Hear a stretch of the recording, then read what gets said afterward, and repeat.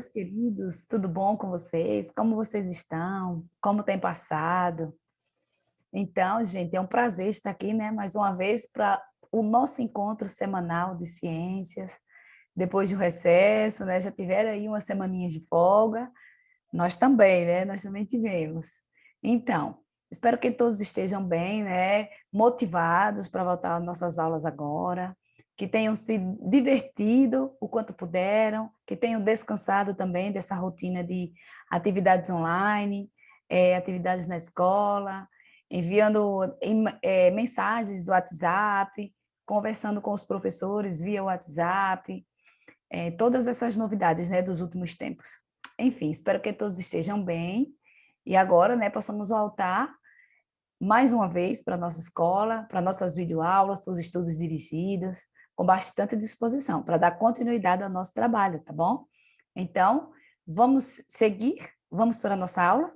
Dessa vez, nós falaremos sobre os biomas terrestres. Para isso, vamos abrir o nosso livro, não é? Na página 72, e seguiremos até a página 83, né? Falando sobre o clima e os biomas. Vamos lá? Vocês já estão cientes, né, que o livro é fundamental para o nosso trabalho, né? No momento, a gente utiliza ele bastante, né? Infelizmente, sendo aula assim online, videoaula, nós não podemos usar tantos recursos como podemos usar em sala de aula. Então, mas você que está indo para a escola, né, está tendo a oportunidade de estar com o seu professor lá em sala, usando os recursos, né, que eles decidirem, que eles acharem melhor. Mas aqui o nosso principal recurso é o livro didático. Então, vamos seguir o nosso livro, O Clima e os Biomas. Aí você consegue imaginar um urso polar vivendo em uma floresta quente, como a floresta amazônica? Estudando a distribuição dos seres vivos no planeta, nós notamos que os animais e plantas que formam as comunidades encontradas na Amazônia, por exemplo, são muito diferentes daqueles encontrados em ambientes no Polo Norte. Nós já sabemos que são ambientes bem distintos, né? Imagine você comparar a Amazônia com o Polo Norte. Nada a ver um com o outro. Isso ocorre entre outros motivos, devido à diferença entre os climas e outros componentes físicos dessas duas regiões, né? Então, são bem distintas. O clima da região amazônica não tem nada a ver com o clima do Polo Norte, né? E a vegetação e tudo que há neles. O clima de uma região depende de vários fatores. Um deles é a latitude. E o que é latitude? É a distância dessa região à linha do Equador. Vocês lembram da linha do Equador?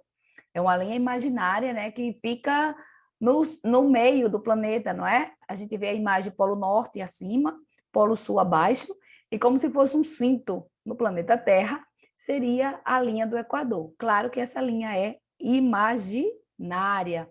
Muito bem. Quanto mais próxima do Equador, mais quente costuma ser a região. Quanto mais afastada, mais fria. As estações do ano também influenciam diretamente o clima das regiões. O clima de um lugar depende também de sua altitude. O pico de uma montanha é mais frio do que sua base, ou algum local abaixo, próximo ao nível do mar. Por isso, em áreas de grande altitude, podemos encontrar vegetação e animais típicos de regiões frias, mesmo próximo ao Equador. Mas o que são os biomas, não é?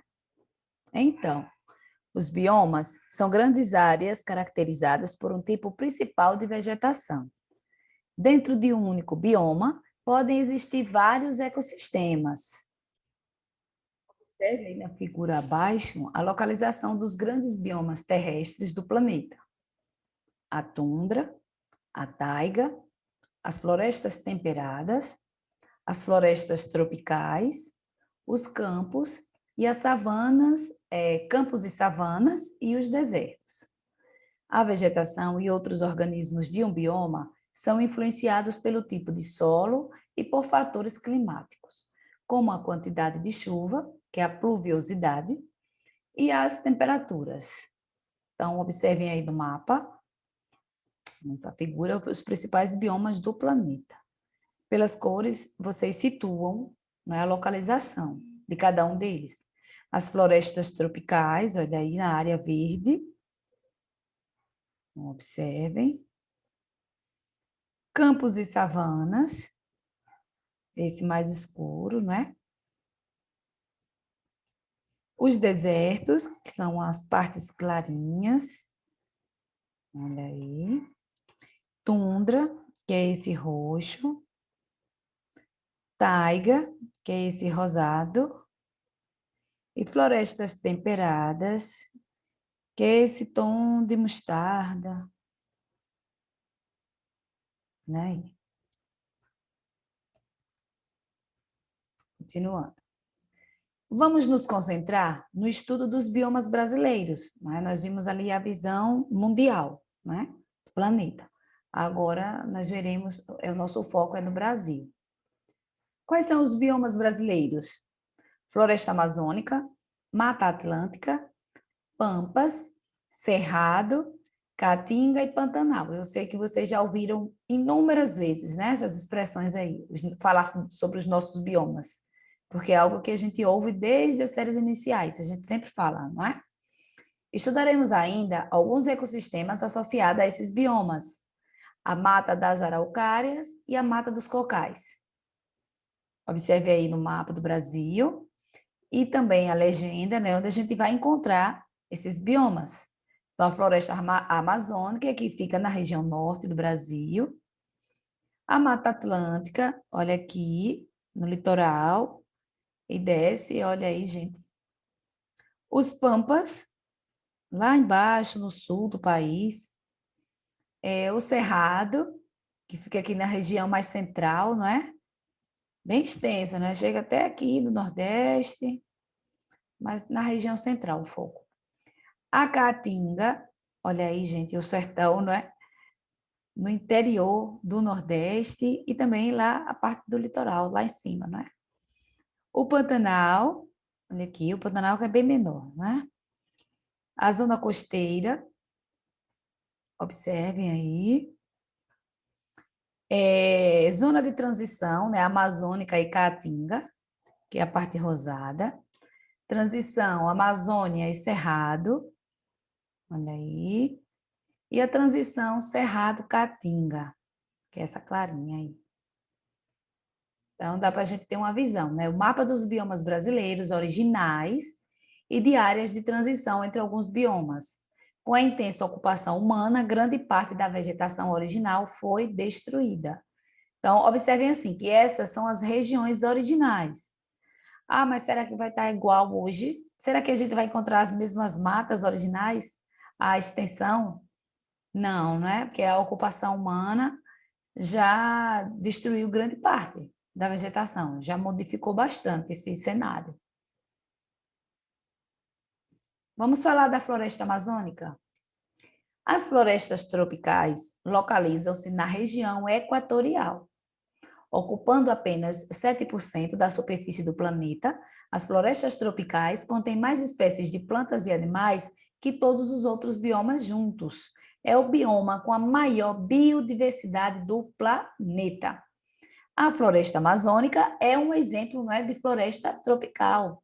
Ela está localizada ao norte da América do Sul, com 60% de sua área em território brasileiro. Nessa região, o clima é quente e muito úmido, com chuvas frequentes e abundantes. Ultimamente, ela está saindo bastante na mídia, não é? A respeito dos incêndios, né? Dos cuidados, está cuidando, não está cuidando, esses problemas aí envolvendo a floresta. É importante os benefícios da floresta, né, para a humanidade. Em linhas gerais, a floresta pode ser dividida em terra firme e alagada, cada qual com um ecossistema diferente, além das matas de várzea, que são apenas algumas temporariamente inundadas. Quem foi que nunca viu, não é, a população de lá da região amazônica, como é que eles vivem, não é, muitas vezes isolados pela água? Lembram daquelas casas que são feitas justamente para conviver com aquela inundação? São as casas comuns da região de lá, não é? Claro que não vai ser toda a região, mas tem muita gente vivendo daquele jeito. Aqui, vista de drone de Mata de Várzea, na margem do rio Guamá, em Belém. Continuando, devido à sua localização equatorial, a floresta amazônica recebe energia solar abundante durante todo o ano. A luminosidade e a temperatura alta, constante, favorece o desenvolvimento de uma vegetação densa, com muitas árvores, como a castanheira, o cedro e o buriti. Por ser uma vegetação densa, muitas plantas que crescem à sombra de árvores maiores apresentam folhas largas, cuja superfície permite captar mais energia da luz do sol.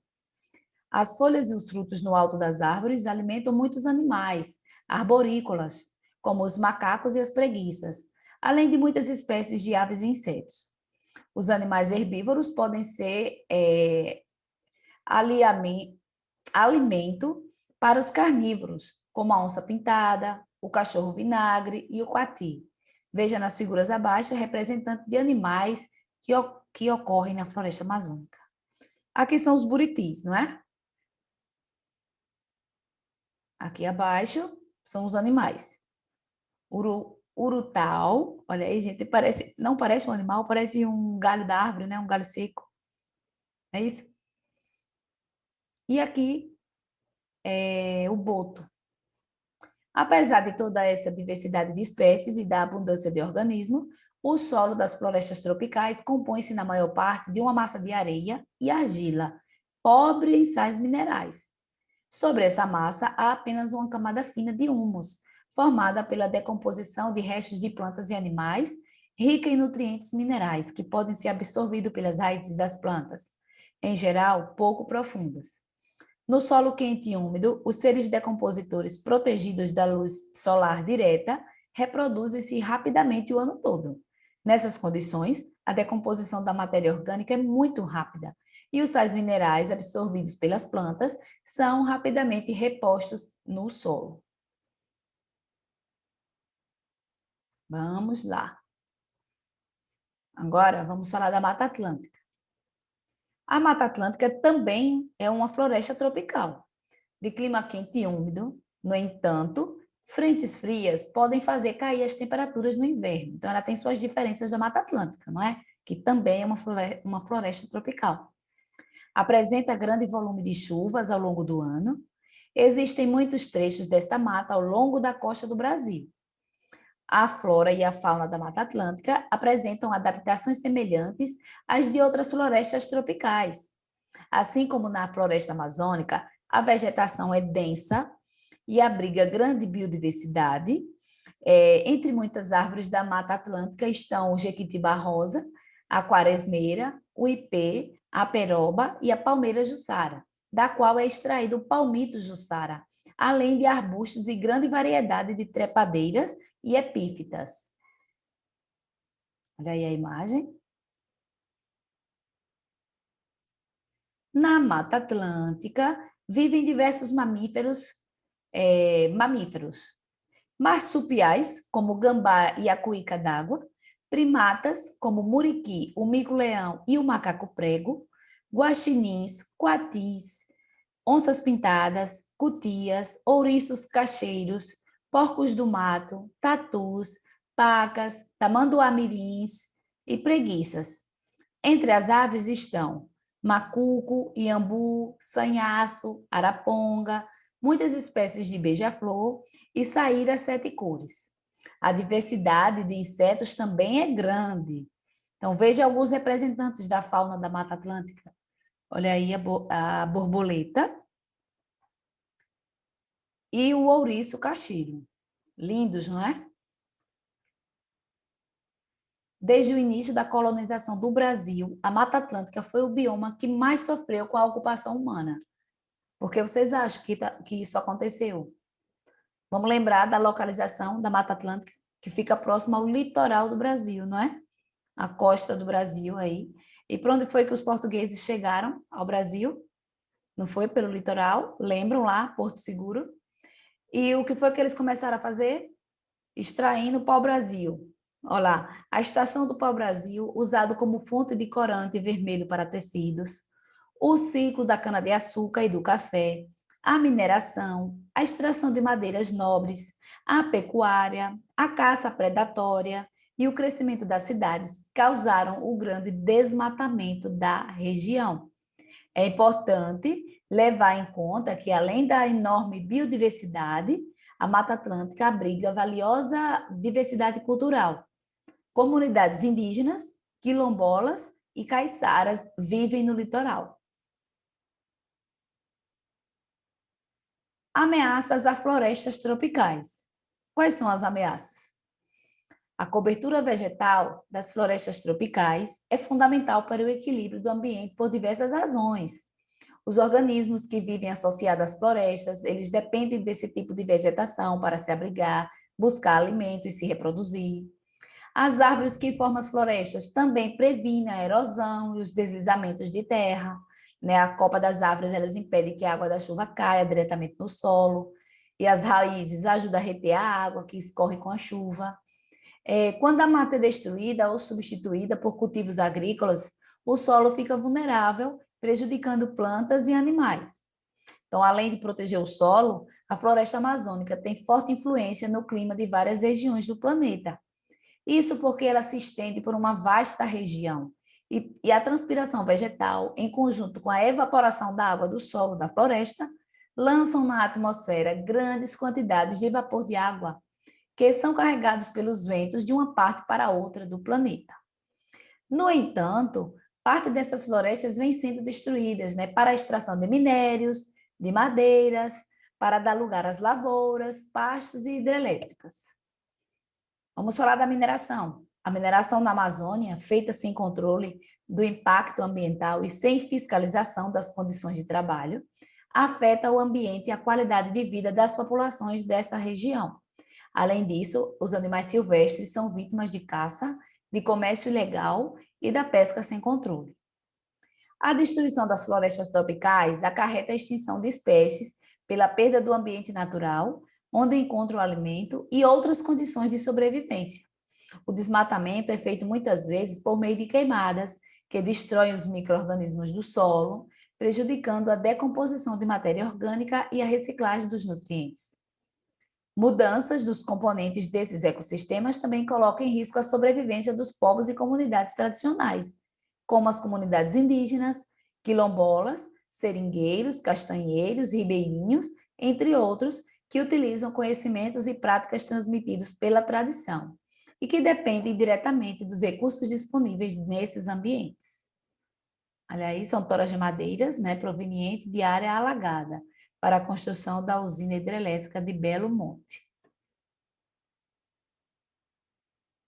Outro bioma brasileiro, pampas e cerrado. Os pampas ocupam cerca de 2% do território brasileiro e são chamados também de campos sulinos ou campos do sul, justamente porque eles se localizam, né, no estado do Rio Grande do Sul. Lá embaixo, lembram lá no nosso mapa do Brasil? São caracterizados pelo predomínio de vegetação de pequeno porte, como capins, né, que são gramíneas, e com algumas árvores e arbustos. Nessa imagem dá para a gente perceber, né, como é a pastagem. O clima dos Pampas é subtropical, com média anual de temperatura de 18 graus, com as 4 estações do ano bem definidas. O verão é quente e o inverno as temperaturas são baixas. Entre os mamíferos herbívoros há o veado campeiro e entre os carnívoros o gato do pampa, o zorilho, que é a espécie de raposa, e o guaxinim. Muitos animais, como o tatu e diversos roedores, cavam tocas no solo. Entre as aves encontram-se o marreco, o taxã e o quero-quero. Por causa do clima e do relevo, a região dos Pampas é explorada para cultivo de trigo, arroz, milho e soja, além de pecuária. Vamos falar do Cerrado? É a segunda área mais rica em biodiversidade no país, depois da Amazônia. E apesar de apresentar uma vegetação composta principalmente por capins, árvores baixas e arbustos esparsos, apresenta muitas espécies endêmicas. E o que seria isso? Espécies endêmicas são aquelas que ocorrem somente em uma determinada região geográfica. Então, tem as árvores do cerrado, as espécies do cerrado. No entanto, grande parte dele já foi substituída por campos de agricultura e pecuária. O clima do Cerrado é quente e úmido no verão e frio e seco no inverno, com temperatura média anual de 23 graus, né? As chuvas predominam no verão e na primavera.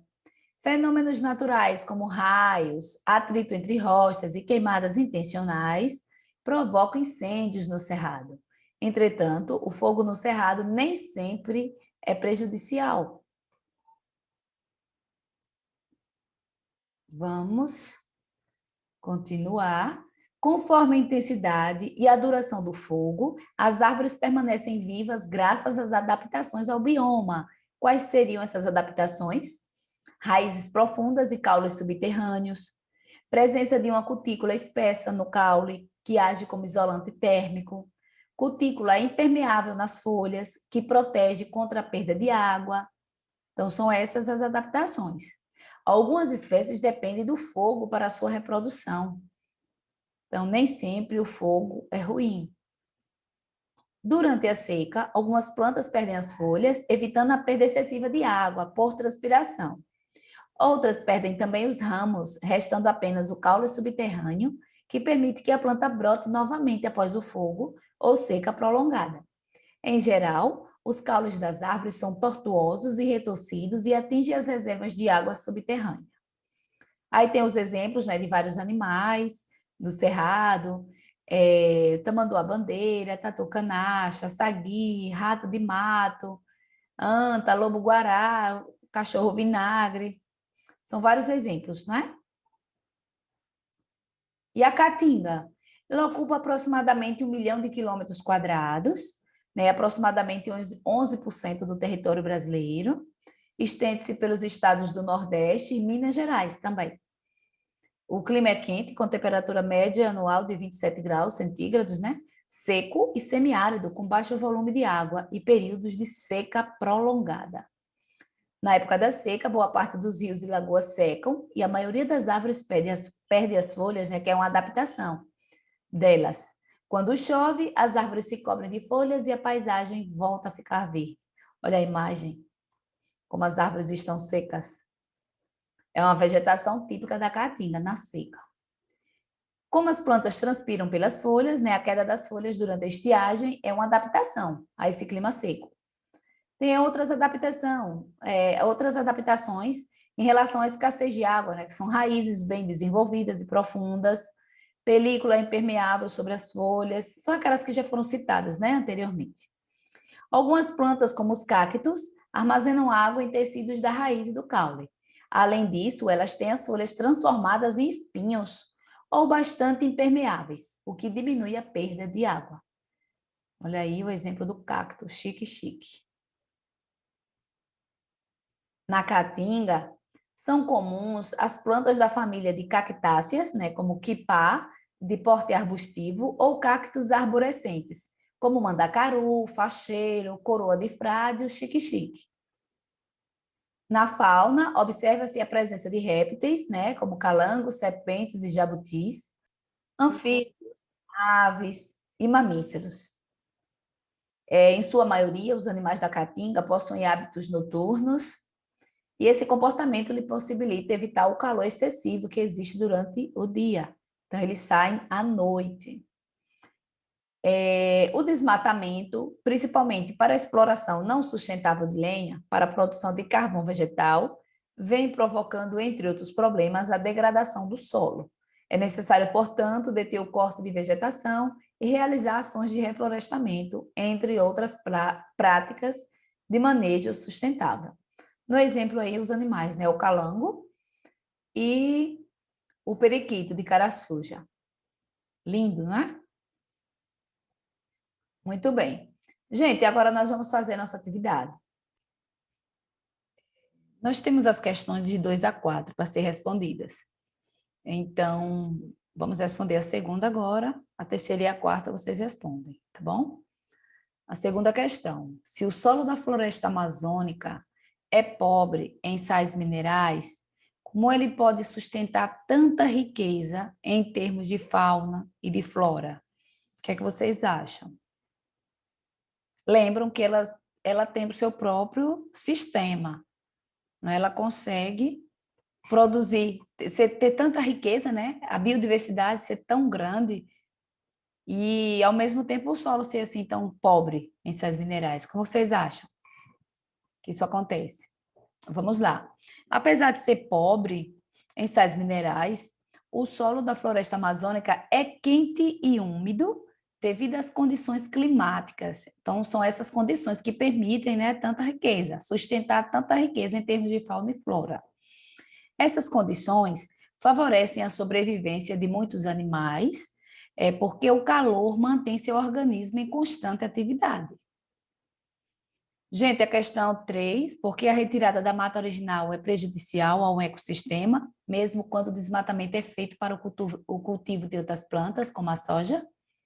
E a 4, embora não ocorram no Brasil, catástrofes naturais, como erupções vulcânicas e tsunamis, períodos de chuvas intensas são comuns em algumas regiões. Aí vocês observam a imagem, olha aí o que está acontecendo aqui.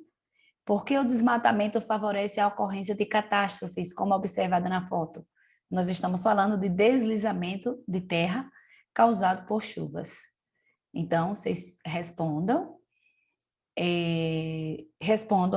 as duas questões que faltaram. Se tiver dúvida, pergunte ao professor da turma, não é? E bom trabalho, boa semana para vocês. Já já a gente se vê na nossa segunda aula, né? Na nossa segunda videoaula, tá bom? Então, tchauzinho.